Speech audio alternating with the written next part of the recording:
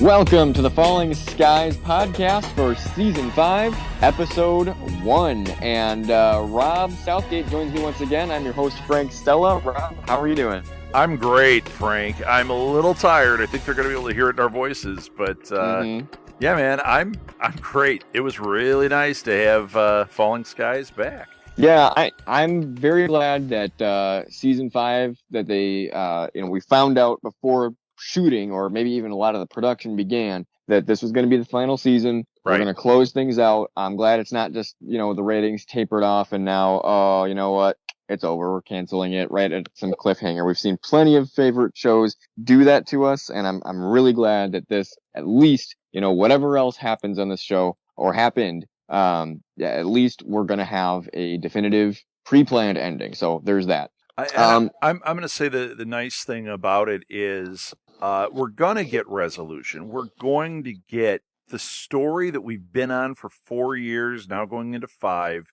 We're going to get it completed for us, and that's something that I've been burned so many times, Babylon 5 is a great example. I don't know if you watched that, but seasons 2 through 4 are fantastic, and they build on each other, and there's mystery, and then they were told they were canceling it just before the end of season 4.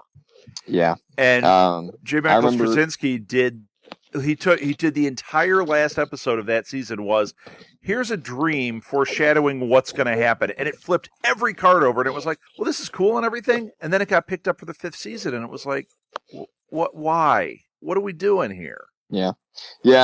Every television fan has been burned at some point. I can think of Alcatraz, Sarah Connor Chronicles, both on Fox. But, right. Almost Human. There's another one. Those series didn't go too long, but I really enjoyed them, and it felt like it got super crazy, and then all of a sudden, that was it. It's over. And right, and there's no resolution to the story. You actually might not even know what the story really is yet. There's no closure. Yeah. There's no. And here they get to wrap it all up. And you and I have talked about it before. I mean, there's always that ability to go on. They could do another series, or they could do a movie or whatever. No matter how it resolves, but if you resolve the stories we've been seeing, it's going to be satisfying. Even a comic or a cartoon, something that at least satisfies at least where the story was going, and we can kind of visualize it in our heads. And there's something to be said for how the story was going to go. At least we can appreciate that. But I think point's been made. We're glad that this is the final season. Yeah, they get to do it right here. Yeah. So disclaimer time. There's a couple reasons why this particular podcast, just kind of full disclosure, might come off a little, sloppy, because both of us are really exhausted, having had a couple crazy weekends for different reasons apiece. Well, you crashed into the water after crashing a ship into a space station, so you have an excuse. I don't have the same type of excuse. Oh, no, I'm thinking of Tom. Oh, my gosh, I'm getting confused. We're all somewhere on the spectrum, Rob. Oh, Frank, good one. And the other thing is, to be honest with you, I didn't review season 4, and I remember it in like bits and pieces. I think every other season we've gone through, I've watched the seasons leading up, maybe a month or a few weeks before we started recording the podcast, before the next season premiered. I didn't do that this time, so I'm trying to think back to season 4 and going like, okay, what happened? There was Lexi, there was the whole cult thing, there was Tom and Ann being split up for a lot of it, this, that, and the other, and, of course it ended with Lexi kind of freaking out, but then towards the end sacrificing herself for the humans. Right. I guess that's about the gist of it. I mean, is there anything else we need to cover? Well, there's the Hal, Ben, Maggie love triangle, which did come up here. It's not resolved, and I like that it came back. Right up front, I'm going to say Hal seems like creepy-ish and stalker-like, and I thought for sure he was going to eat it in this episode. Okay, let me just kind of back up in a big picture way. Okay. Just say that I love Falling Skies, but it's really starting to kind of annoy me. It's really starting to kind of get to me. Good thing it's the last season. Yeah, you know what? Okay. Like I said, I'm fine with that. But here's some of the things that are annoying me. And you're touching on one of them right now with Hal and Maggie and Ben and his love triangle. I just don't like this. Everything about this to me is frustrating. I loved back in like season 3 when the love triangle was more Hal, Karen, and Maggie. That I thought was fun. That was very fun to watch. Yes. And I liked Ben and Denny. Okay. Now yes, I did too. Keep Denny in your back pocket because I'm gonna have a whole rant about that. Wow. You got whipped up from something. Go ahead. Okay. But I wanted Hal to get back with Karen, as you'll recall, because I was team Karen back then in those days before I remember Karen's death. I was still holding out hope that she was just a harnessed skitter kid that was gonna, we know what you held out hope for, Frank, and you were wrong. I wasn't wrong. It didn't happen the way I hoped. Just because things don't want them. I'm going to go with wrong. I'm going to say Team Rob. #Team Rob. Mr. Southgate. Just because something doesn't go the way I want to doesn't mean I was wrong. All right, Mr. Stella. Okay. It's like an old timey comedy team that really wasn't funny. Who's on first? Obviously, Hal's trying to be. Okay, so that brings us to where we are now. Karen died, and then for a while, it just seemed like, all right, happy times between Hal and Maggie, and that was just the way things were going to go, and I was okay with that. Okay. I will say this, though, and I think I made this point last season. Going back to season 1, when Hal and Karen met, there was a bit of an age discrepancy. I think Hal was supposed to be somewhere 17 or 18, and Maggie was supposed to be around 24, I want to say. Yeah, I think that we figured this out last year, and I want to say that you're right with those numbers, and it was creepy because Ben is he was 15. Right. So now Maggie's got to be, what, 28? Yeah. And Ben's maybe 19? Okay, now refresh my memory here, because this is one of the things I'm hazy about with season 4. What exactly was it that drew Ben and Maggie together? Oh, this one I got. This one makes sense. Good. She was harnessed.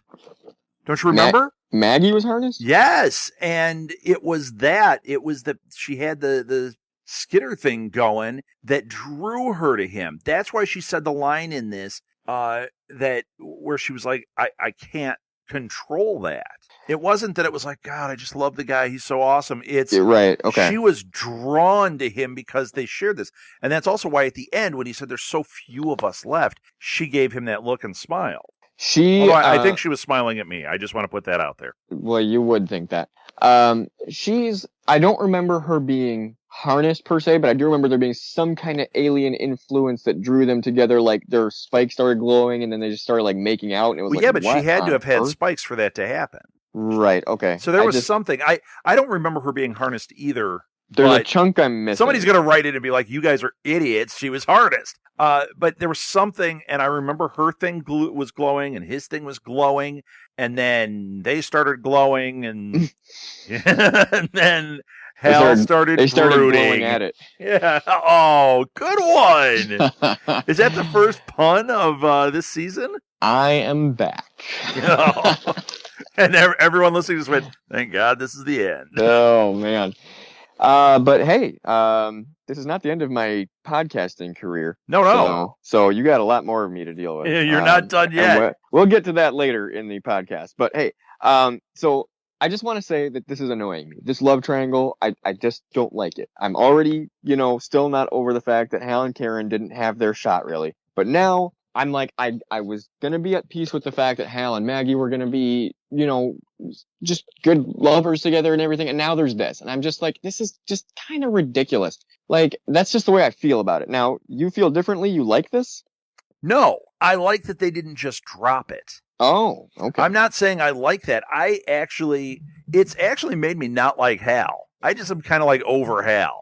Really? And I am. The way he was tonight, I just was like, okay. So going into this episode, I was reading online and they made it sound like they knew something that it said Tom is going to lose people really important to him in this pilot episode. There's going to be a lot of deaths throughout the season and it all starts here. And I was like, oh, wow. Okay. So who's going to die. And right away, my first thought was, well, of the boys, I think Hal is the one that will go. And the whole time, the way he was acting, where I just wasn't liking him, I thought, okay, this is a good setup. They're going to kill him off. It's going to end in a little turmoil, but as a viewer, I'm not loving the guy. I'm ready for him to go. Okay. And then who died but a couple of red shirts? A girl with the worst line in the show. That carnival line was terrible. And then when they brought it back, refresh my memory. What are you talking about? In this one, when she said, "Oh, it's like shooting at a carnival," I was like, "Oh, please!" And then she says to him just before she goes in, she says, "I want to get my stuffed panda." That was a throwback to the carnival line. I honestly have no clue what you're talking about. Really? Remember when they were sitting there? Once again, people write in and say how I'm right. When they were all sitting there just before they blew up the barn, when they first saw the skitters. Yes. She said, this is my first like carnival shoot, because they're just sitting there. And then she said it again later. She didn't say carnival, but she said, "I want to get my stuffed panda." And he goes, right. Which character said this? The girl that got ripped apart. Are you talking about Denny? Was that Denny? The one that like died at the end? Yeah. With Anthony there? Yes. That was Denny? That was Denny. I didn't recognize her.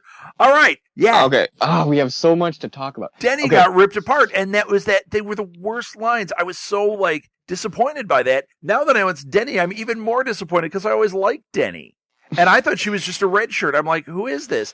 And who was? And then there was the guy that got shot that Tom blew up by the tree when he was like, "I'm going to sacrifice this guy." Scotty. That was a total. I didn't care. That was a total Walking Dead thing to do. You know what? Yeah, it was. You know what?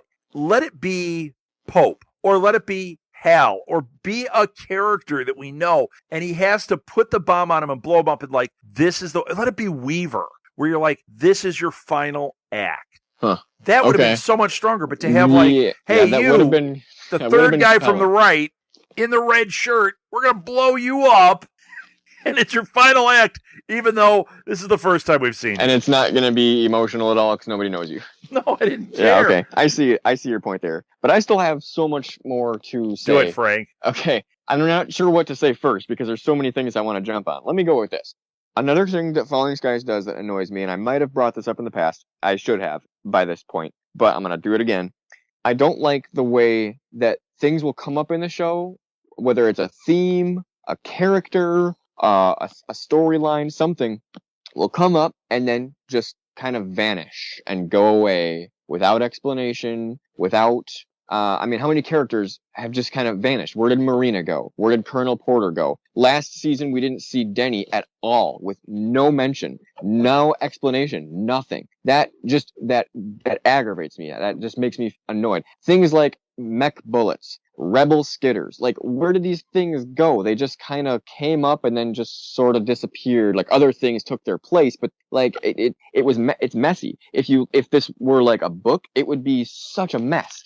And I just think they're kind of hiding behind the fact that there's these, long, fall, winter, spring in between each season. We're kind of like, oh, yeah, I remember these characters. Oh, they're fighting the aliens again. But I just feel like there's so many things that are coming and going without any kind of acknowledgement that just, it aggravates me and it just feels very messy to me. So when I saw Denny come back, I thought, okay, this can be good. They brought Denny back, who I liked, and I liked the idea of her and Ben being together in a romantic way, in a relationship, which never quite caught on in season 3. I thought I wish it had, because it sure seemed like that was going to be a good storyline. I liked that, and then all of a sudden, season 4 comes around, she's just gone, utterly vanished, no, not even a mention. And then we have this love triangle with Hal and Ben that I don't like to begin with. And when I saw Denny come back, I was like, good, please rescue me from this situation that I don't like as a viewer. And what does she do? She goes and dies. So I'm frustrated with that. Now you're telling me that you don't like Hal and you think he's going to die this season. I do. You want to know why I think you're right? Why do you think I'm right? Oh, I love it. Wait, I want to record this. You better be. You're right, because that's exactly what I don't want to happen. I am totally Team Hal, especially when it comes to Maggie and Ben. I think the Maggie-Ben chemistry is artificial. I mean, they were never attracted to each other. Suddenly, they're attracted to each other because of some alien influence. Something's affecting their brains. Something's affecting their, I don't know, hormones or chemicals, whatever plays into attraction. Something artificial is playing into that. Yes. And Hal has every reason, and I would say every right, to be upset and acting the way he is. To be honest with you, he's acting probably a lot more mature than I would be, and probably a lot more mature than most people would be. But he's got every right to act the way he is, I think. And I think you seem like you're annoyed by it, but I am totally Team Hal. And now go watch him die because that's exactly the opposite of what I want. Well, you know what? I get it. I get what you're saying. When I said that about Hal, it's not. I think the way they wrote his character tonight made him unlikable, and I thought he was kind of creepy, and it detracted for me my wanting that character to go on. Last season, I was a big fan, and I said that the whole time. I'm like, they're gonna kill one of the Masons at some point. I don't want it to be Hal. I thought it might be, just because he seems like the one that would go. He'd be the easiest one to pick off, even though it seems like Ben would be the easiest one for them to write out because he's been harnessed and everything. I think they're going to keep him around. I think when everything is resolved, Ben is still alive. I think from a literary standpoint, if they're going to kill off one of the boys, it's going to be Hal, just because I'm not sure how to describe it from a literary standpoint. Okay, let me put it to you this way. I see the most character development investment having gone into Max and Ben. Matt and Ben, yes. And Matt and Ben. So where Hal, I feel like there's been less character development on his part the last few seasons. Well, and they gave him a couple of juicy things over the course of the series. He had the eye worms. He had the love triangle. I think that's the stuff, but it wasn't really development. It was more storylines. Right, okay. So I agree with you there. But it's not that I'm not Team Hal. In that relationship, if we talk the relationship, the one you're talking about, yeah, he and Maggie belong together. Ben and Maggie do not. So let me ask you this, because if I'm Hal, like I said, I don't think I would be acting quite as composed. I think I would be more creepy and more obsessive and more jumpy and watching my shoulder and pissy with Ben. And not only with Ben, but I would be like kind of looking around like, does anybody else? Am I the only one who sees that this is kind of ridiculous? I mean, why aren't Ben and Maggie like seeing counseling or some kind of right. Something like this isn't normal. This is not okay. Like, Dad, Tom, Weaver, somebody help. This is not okay. Am I the only person who's just like having a problem with this? Like, that's how I would be with everybody. Yeah. Now, let me ask you this. How, in your mind, should Hal be acting? Or let me ask you this. If you're Hal, how do you conduct yourself in this situation in a way that doesn't annoy Rob watching you as a viewer? Like, what should Hal be doing? Okay, I think it comes down to the dialogue. It's not how he's acting, it's the dialogue, and it was that cheesy moment when he picked her up. I don't know, man. He just doesn't seem like Hal. It doesn't seem true, and he seems kind of weird. And like, Ben is like just kind of hurt, and I'm like, well, you know what? At least he's acting a little bit more like I would expect. But I think they're purposely making him a little unlikable, so it's easier to kill him off. Because if you love him, you've got high stakes on every Mason boy, man, when they kill one, which I swear they're going to do this season, then it becomes a show that's so gut-wrenching. Although, frankly, Frank, I actually think they'd be better served doing that, ratcheting up the emotion, make you really care about these characters in this season. This first, maybe 3-4 episodes should be really building that, like, where you're just like, man, we've been with these guys all this time. We see hope. We understand they're cleaning things out here, but man, we're just like loving them. And then let all hell break loose leading up to the finale. Start picking off characters that you love and just make it so that it's like, man, each week it's just a pain to watch. You're just like, oh no, but you want to get to the end and see who survives. So that's what should have happened. I want the stakes raised, and I don't think this did it, even though I liked the episode. So you think, frankly, that they're going to rob us of Hal? Hold on. Let's put that one down. Excellent pun number 2. Well done, Frank. I was on a podcast before with a guy who would do a drinking game. He would take a shot every time I would say a pun. He eventually had to give up that practice because it was taking him down a very dark road. Wow. Well, I'm drinking water. Does that count? So I'm very proud of myself for having cured him of his alcoholism. Yeah, I don't know. I don't think you cured him. I think you caused it. Well, he had to give it up. So maybe you were able to shine a light on it.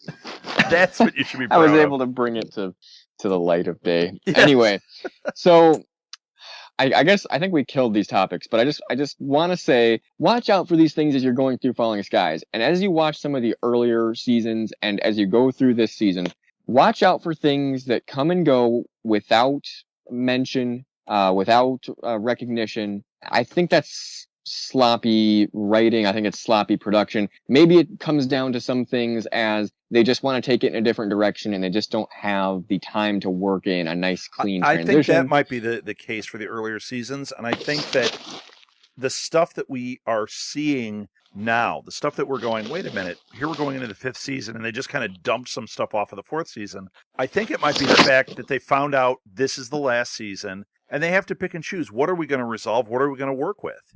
But even if they try and resolve it, like bringing Denny back after having her being completely gone in season 4, I think that's still a sloppy way to do it. They should have put weight to it. They should have made Ben and Denny start to get close, get 3-4 episodes into it, and then had her torn in half, and you'd be like, "What the hell?" Like, it would have been a great episode. What I'm guessing is a lot of what I'm calling sloppiness has to do with the unavailability of actors. You can't just. They're not just sitting around waiting for Falling Skies to call it. I mean, they're doing other things.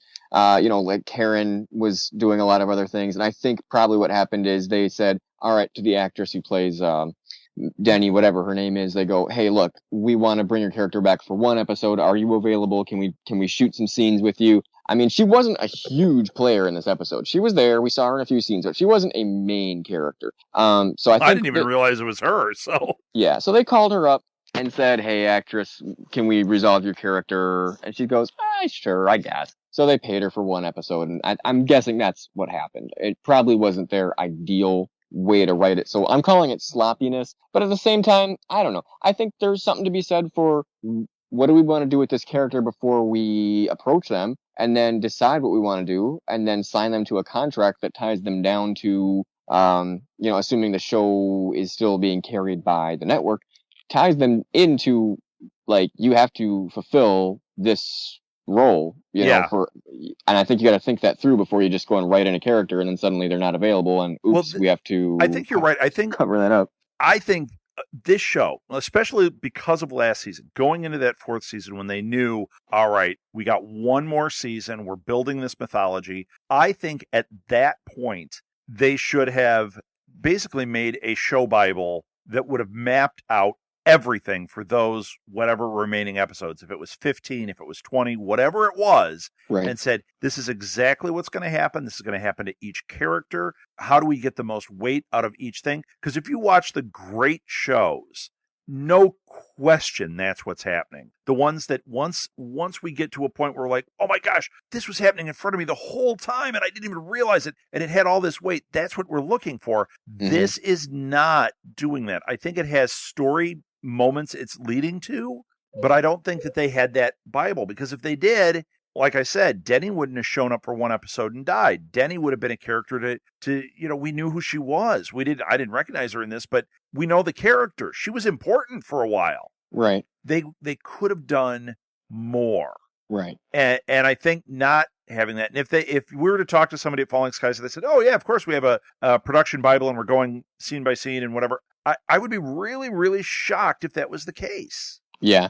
And there's so much discontinuity, I think, season to season. Like, each season has like a very different feel from the one before. And I mean, I know in shows in general, they're kind of supposed to, but I mean, like, very different. Like, each show kind of has like a very, very different feel to it, almost where it's like, wait a minute, like, what happened to this last season? Well, something happened tonight that reminded me of our conversations last season when we found out that there are all these other militias all over the world. Right. And that was a big moment that made me very excited. But let's face it, back when they got to, to Mass or whatever, remember when they first went and it was Locke from Lost was the president and then Tom took over? Yeah. When they first got there, it very much felt like this is it. And you and I kept saying, I wonder if there's something south. I wonder if there's something in Canada or Mexico or England, or did this affect the whole world? What's going on? And we never got anything that really told us other than the time that that person flew in and we're like, okay, there's something. And once again, it's another thread that just kind of went away. Well, here all of a sudden, there's huge militias all over the place. Why didn't Cochise say something before now? Well, yeah, okay, because here's the thing. We've actually been wondering this since season 1 when Colonel Porter was talking about militias. I think he verbally mentioned there being militias as far west as California, Chicago. There's groups and what do we call them? Pockets of resistance, I think was the phrase. Yeah, there was something like that. And so I was always kind of from that first or second or third episode, whatever that was. I think I want to say the third episode or second, maybe that he brought that up. I wanted to kind of see a bigger picture of how that was playing out. And I wanted the second mass to always kind of be the main group that it stuck with. But I did want to see some more interactions. And we got little tastes of that here and there. There was that woman that flew in on that plane and she said she was going to Greenland and to Europe. And then we never saw her again or heard what became of that. Then, we hooked up with Charleston. And then, the second mass that kind of had dwindled down and you had the berserkers and a lot of them died. It kind of got revitalized. A lot of the people that came out of Charleston with them. And then you had that other, president, whatever they called him at that other place. We'll just go with President Locke because he was Locke on Lost. No. I'm talking about something else in season 3. Oh, yeah, right. We did. Well, I don't remember what his name was back in season 3, but, how many different presidents were there? Did each pocket of resistance that didn't know about the others have their own president? I think they did, or leader, or king, or And I think each one of them was like, okay, eventually we'll get them all together and they can have a death match, and whoever comes out on top is the president. But you're right in saying that I think the Volm, as soon as they showed up, should have said, by the way, you guys may or may not know this, but there's all this other resistance going on. Well, and also we have technology that can put you guys together. Right. Why didn't they? And why is it now that they're like, there's huge militias everywhere? Really? And going back to season 4 or 3, their idea, I think, didn't have to do with rounding up the human resistance. It had to do, if it did, it had to do with putting them in a camp in Brazil. Remember that? Yes. So totally. So the Volm weren't saying, hey, Tom Mason and Weaver, guess what? Let's all fight together because we can organize you. They were saying, all right, we'll work with you a little bit here, but towards, and then we're going to put you in a concentration camp. Then we're going to put you in, Brazil, and, you're going to thank us for that because we're going to protect you there. I think that's what they were expecting. Yeah. So I guess you can kind of say that. However, I do think it did feel a little weird and maybe, to use the word again, sloppy for him to just bring that up now. And you saw the surprise on Tom's face. Oh, as soon as Coachy said that, he went, whoa, what are you telling me? I've been flying to the moon. I've been constructing bodysuits. I've been flying to the moon. We've been talking about, we've been having secret meetings in the night, breaking out of jail, all this crazy stuff.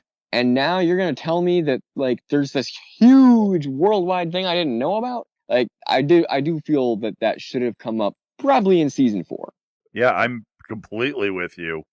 So once again, if they had a Bible, they knew they were ending. If they had a Bible and a really solid roadmap, this would be a lot stronger, and those things would be making more sense to us right now. So, yeah, anyway, I think we've talked about this long enough. I really want to dig into this episode. There's a few very interesting things, not the least of them being the opening scene where Tom is back with his wife, Rebecca, seemingly. And as he describes it, I'm not sure if he described it as a dream or a vision, but he made an allusion to it later about it being something that someone was showing him or telling him. Yes. So it reminded me of, I just did another podcast. I guested on one and I don't even know the name yet because this podcast hasn't come out yet, but they're going back and they're watching all the original Star Trek episodes. And they asked if I would be on and talk about the menagerie. Now, I had to go back and rewatch it. It's like, I like Star Trek, but I'm not like Trekkie guy, like I couldn't recall everything. You mean you don't know everything about everything? No, I don't. But, I like to pretend I do. Mm-hmm. But when I was watching this, this episode tonight, it reminded me of that because the characters in that, the quote unquote bad guys, if you saw the episode, you know what I mean. They show the characters a reality that is not real at all, but it just seems, and they even show them video and stuff and one of the characters makes it a point, like, if this is footage from the deck, why does it look like that?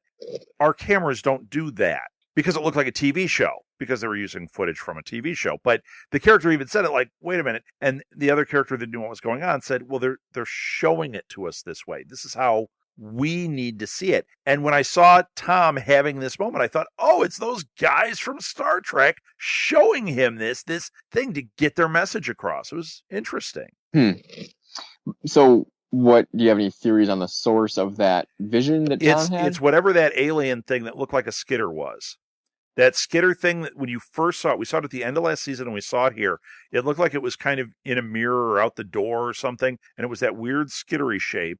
And then when he turned around, it was his former wife, and then he kissed her. That thing, when you saw that flash later, and you could kind of see the outline of an alien, there's another race we haven't seen yet, or at least something that is skitterish. It could be a skitter, but it's a different type. That is what is feeding him the information. Yeah. Now, what we don't know is this good or bad? I just remember now that last scene from the last season, and we were going, what on earth did we just see? I don't know what we just saw. I need to go back and watch that again now, because now I'm going, what? So, okay. So, but that seemed to have some kind of information, that the Woodrow Wilson, it led him right there. Now, and see, that's just it.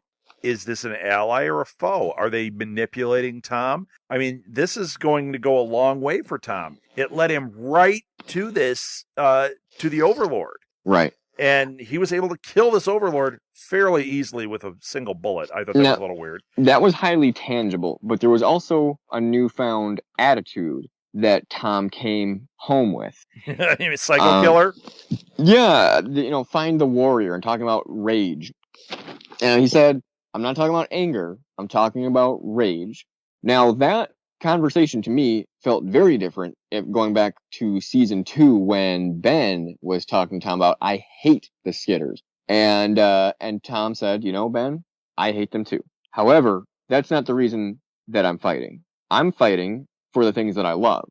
Now, this sounds like a very different Tom Mason. I didn't hear one shred of love in anything that he said, other than maybe, his love for victory over the enemy or whatever. Yeah. But it was all, it was a very different But maybe attitude. That's what the point was. He does have to tap into that inner warrior to put this to rest. Okay, but let me just ask the question. Does him tapping into his own inner warrior, is that his own decision to do that? Or is he under the influence of some, again, here we go with a artificial, alien influence, the same way that, I think it's artificial. Okay. So you think we're not seeing the real Tom Mason as we know him? We're seeing him under some kind of alien influence. Something is affecting him. Okay. Now, the last thing we saw in this episode, he looked like he swatted a fly or smashed a fly on his neck or something. Didn't it look like it was mechanical? It looked larger than a normal fly, and didn't it look a little bit like bluish or something? Yeah, that's why I thought it was maybe mechanical. I thought that what Gooey saw was like an oil or something. Do we have any theories on that? Does that have something to do with his vision? Does that have something to do with Volm, or what were we seeing there? Do we have any theories? I don't know. And what was that giant mosquito? Have we ever seen that particular? We've seen flying skitters, but that wasn't a flying skitter. The giant thing he mosquito? Killed. It looked like a giant mosquito. Yeah. That was one of the, what were we calling them last season? Hornets? Oh, it was. I was thinking it was the flying skitter thing that we had talked about, but yeah, that was one of those hornet things. He killed that fairly easily, I have to say. Yeah. Okay. Good grief. I mean, speaking of, I'm starting to remember more things from season 4 now that they just aren't referencing. We're not seeing them again. Remember they were skitterizing. It's still only humans? the first episode. Yes. True, but I just feel isn't that what happened to Maggie? Was it Maggie? That happened to Weaver's daughter. Oh, yeah. Oh, that was good. What we need to see more of that, or are they just going to drop it? Like, oh well, you know what? We killed that Overlord, and now we're moving on to these other things. I bet you they're just going to drop it. That is really a mistake because that was one of the creepiest moments of the series. Remember the Hillbilly Masons? What happened to those guys? Oh man, like I said, I'm missing chunks of memory from that particular season. I should go back and watch it. I haven't. I have seasons 1 and 2 on Blu-ray, and I recorded season 3 in my DVR, and in season 4 I just don't have it all. So I should probably dig back into those. But yeah, I think, like I said, we've made the point, they're not bringing back everything. They're introducing characters, they're introducing themes, topics, and storylines that just are coming and going without, I think, conclusion, or at least clean conclusion, or explanation, or sometimes even mention. Again, I'll bring up Marina. Do you remember Marina from season 3? Oh, yeah. She was the president's assistant. She was Tom's assistant. Yep. I liked her. I liked her character. I liked her... but didn't they resolve something with her? I don't think they did. At the end of season 3, they left Charleston to bring down the tower that sat over Boston Harbor. And then they never went back to Charleston at the end of season 3. You actually never saw them go back to Charleston at the beginning of season 4. They were just out walking, and then all of a sudden the walls came up, and they were separated, and some were made prisoners. Lexi and Lourdes, that whole thing. Yeah, you're right, Frank. There seems to be some big plot holes here. Colonel Porter they left in Charleston. We didn't see Colonel Porter. We didn't see Denny, and we didn't see Marina. Those were the 3 main characters from season 3 that we just didn't see at all in the final episode of season 3, or at all in season 4. Now, we're saying all this, but we could be eating crow on this in a couple of weeks because they're looking for these other colonies or whatever. I mean, very well, these characters could come and resurface, and we get some of their story, and we'd be satisfied. It could happen here.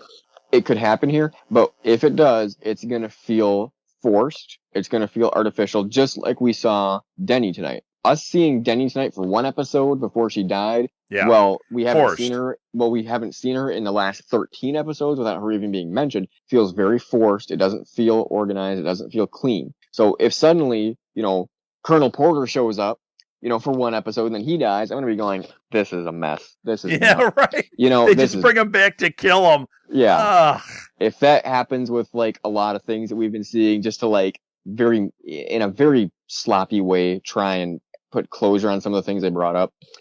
At this point, after we hadn't seen Denny in season 4, I thought it would have been almost cleaner to completely leave her out. Right, just have the character Chuck Cunninghammer, have her just disappear out of the story. Yeah, I agree with you, because I just felt like that felt when I first saw her, I went, oh, she's back, okay, she's going to be around this season, maybe there's hope for her and Ben, and then just killed, and I went, oh, now that looks just like a mess. Yeah. So, anyway. Yeah, it almost seems like this season, the focus is on the action. It's going to be fight, resolve, story's over. And I'm kind of okay with that. I just think as we look back over the entire series of Falling Skies, if they could go back and redo, 5 seasons, I think they would have thought through a lot of things better. They would have stuck with some of the storylines and just completely abandoned others. Things like the Skitter Rebellion. Whatever came of that? Yeah, Nothing. right.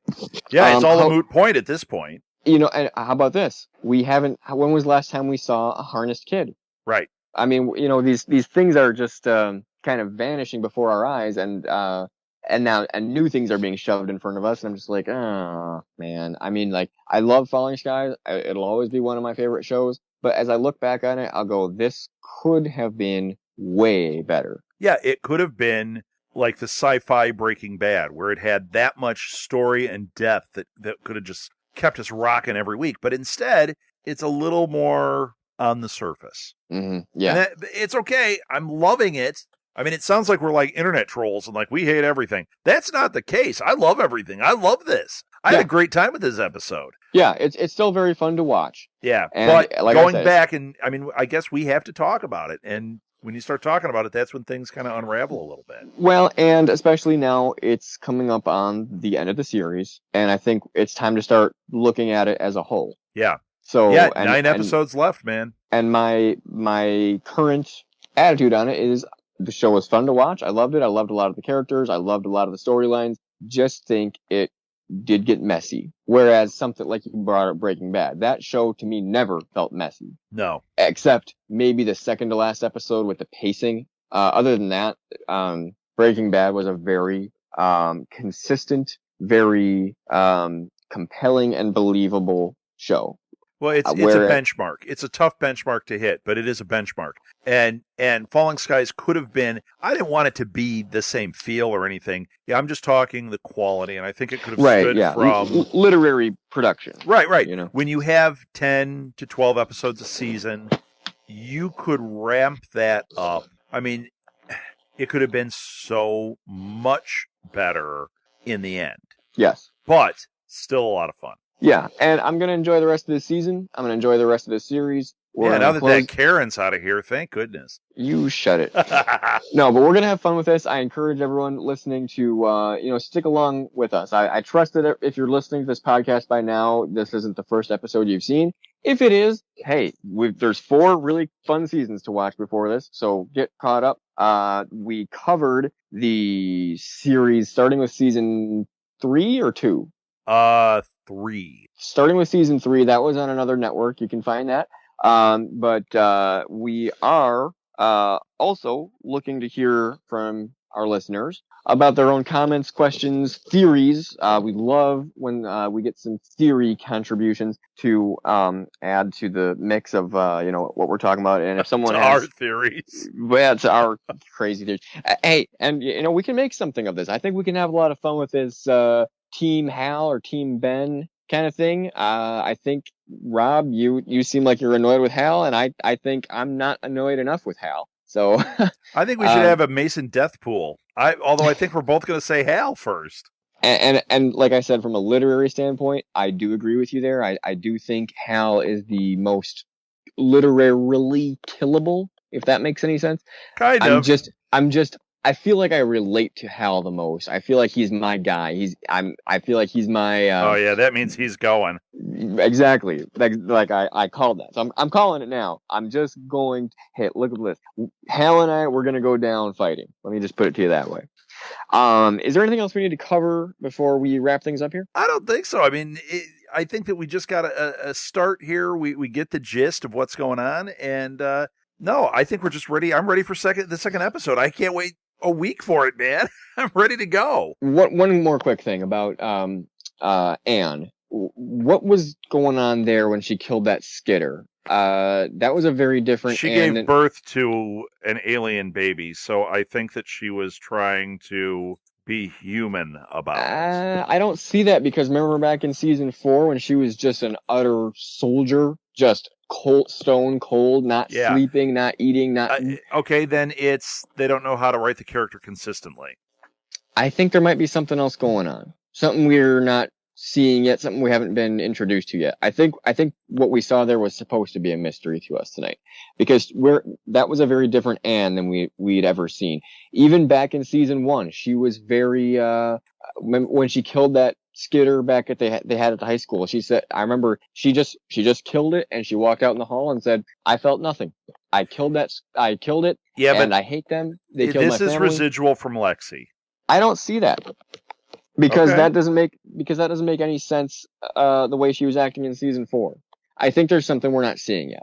Okay. Because I've never seen that Anne before. Suddenly it's season 5, episode 1, and we haven't seen that Anne before, and I think that's going to be something to watch this season. I think they're going to develop something, with her, and, Anne's going to turn out to be an alien in disguise. Alien sympathizer. She was doing a sympathetic death because, you soldier had to be sacrificed for the greater good.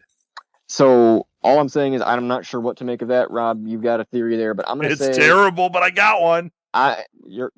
That's nothing new. I'm just going to say keep an eye on that this season because I think that's going to be something to watch. All right. Not sure what it is yet, but I think that's going to be something. Let's go ahead and give our social media places you can find us online. We're on Twitter. We do have an email address. We're also in possession of a Facebook account. The Twitter is Second Mass Pod.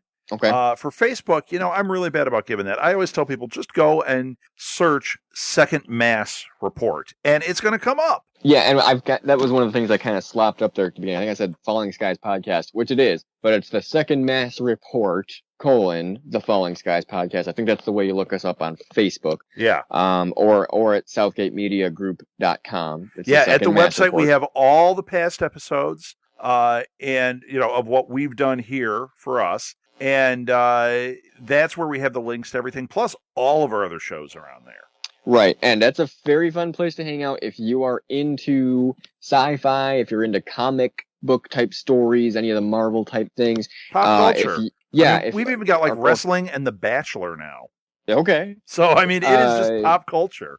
Podcasting, Comic-Con culture, these kinds of things. Definitely dive in on some of the other podcasts or some of the other events or activities that we might have coming up. A lot are in the Chicagoland area. Do you want to give any teasers or commercials for anything coming up? Oh man, there's just so much. Every Friday night, I know you got your Friday night gigs. Nope, Saturday night. Saturday nights, we are out at the Blue Box Cafe. So if you want to see some live podcasts, you come out to the Blue Box Cafe in Elgin, Illinois. It is a Doctor Who themed cafe, but that doesn't mean we're doing Doctor Who all night. We're just doing geek culture stuff. And we play game show stuff, and we do a show called This Week in Geek, and it's just a blast. A lot of those shows are the shows that now the Comic-Cons around the country are asking us to do. Like, we're going to be doing Salt Lake City. That's coming up in a couple of months. We're doing Madison. We're doing... There's two little ones, MightyCon in Madison and Milwaukee at the end of July. We're doing both of those. We're going to do Wizard World Chicago. Wonderful. We're just this weekend, we just did Indie PopCon. We had 3 different panels there going. We're just kind of everywhere doing this. And a lot of those cons want us to do those same shows that we do out the Blue Box. So it's a great way to kind of sit around, have a sandwich, and not have to pay for parking. You know what I mean? Yeah, absolutely. But yeah, follow the website. Plus, the Blue Box stuff, if you're not in the Chicagoland area, we are now streaming it live, and we're still working on it, so it might be a little hiccupy right now, but we're on Meerkat, which is a way you can watch it on Twitter. We're on Google Hangout Live. We're on YouTube Live. I think this week we're going to be on Twitch Live again, and we're hoping to be on Periscope within the next couple of weeks. These are a lot of things that I'm not as familiar with as you.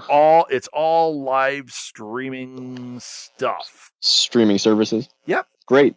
One more thing I want to plug before we say goodnight for now is the Heroes Reborn podcast. This is a show I've been excited about for a very long time because they teased us and said it was going to start in January. And then we came and found out that it got pushed back. It's going to be a summer show. Here we are. It's summertime, and it's set to start in the fall. So, I didn't know that. Oh yeah. So we're looking forward to that starting. It's in September. We'll have a date for you coming up. Also, announcing very soon who my podcast co-host is going to be. I've got a name in mind, and I think he or she is on board, but I want to run that by... Wow, way to narrow it down, Frank. I want to run that by you. I want to run that by, make sure we have the official word before I go and say anything official. But Heroes you know me well enough, Frank. Martha and I are both like, okay. So, right. Unless it's like, is it somebody weird? No. Are you sure? Rob, it's nobody weirder than you. Oh, okay. You know what? Because if you had said it was me, I was going to say no. No. Well, we'll keep talking about this. All right. It's a teaser. I'm trying to tease, Rob, and you're blowing my cover. Go ahead. You tease all you want, Frank. Okay. You're such well, a there tease. you have it. But Heroes Reborn, if you want to catch up on the first 4 seasons of Heroes, this is kind of it's not a reboot and it's not a spin-off. It's sort of a continuation. I'm not sure if I should call it a mini series or if it's just going to be the next It's like another chapter. Another chapter, if you will. I'm not quite sure what exactly it's going to be yet, or if it's going to turn into something more than it currently is being planned on being.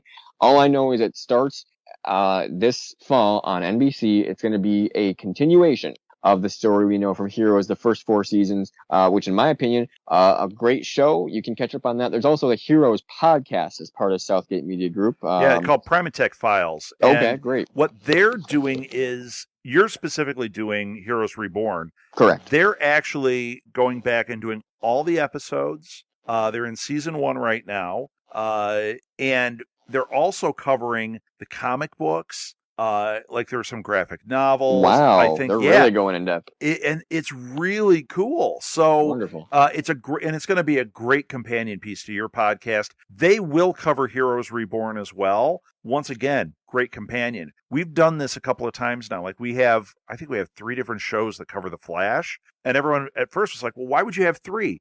Because they're all different and they're all interesting. And what we found is a lot of people write in that listen to one of them and they'll say, oh, and then I started listening to the other. Now I listen to all 3 and they're all cool. It's like, great. Okay. Get those different perspectives. And that's what we thought. Heroes deserves that. Yeah, you know? I agree with that. And we'll have to come up with some creative ways to maybe interact or cross-promote or, co-mingle a little bit. So anyway, if you're into that, if you're into Heroes or if you're not yet, just or co-mingling, get in there because it's going to be a wild ride coming up this fall. But anyway, that's going to about do it for the Falling Skies podcast. We didn't give our email address, did we? Yeah, just, you know what? I haven't even been using the show ones. If you have an email, send us to southgatemediagroup@gmail.com. That way it goes right to me. I'll pass it on to Frank if we need to. That's the easiest way. Okay. And you can even access that through the website too. And then let's give our Twitters too. I gave the show Twitter already. Second Mass Pod. I am at R Southgate, and Martha, my wife, does the company one from @SMG Pods, and that's where you can find that Meerkat link and Periscope link to watch live at the Blue Box. Frank, what's your Twitter? Awesome. I am at DJ Frank Stella, and that is because I am also a radio broadcaster. So I just kind of use that for my all-around handle for my just kind of media outlets. So if I ever post something that doesn't sound Falling Skies or even podcast related, it's just kind of me out there just doing my thing. So at DJ Frank Stella is where you can find me on Twitter. Excellent. All right. Well, I'm done. All right. I think I am as well.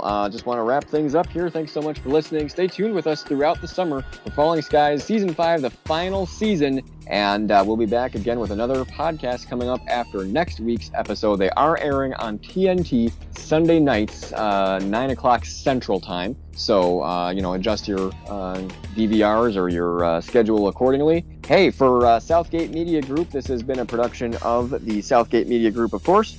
I am Frank Stella. And I'm Rob Southgate. Until next time, stay vigilant, stay active, and stay brave.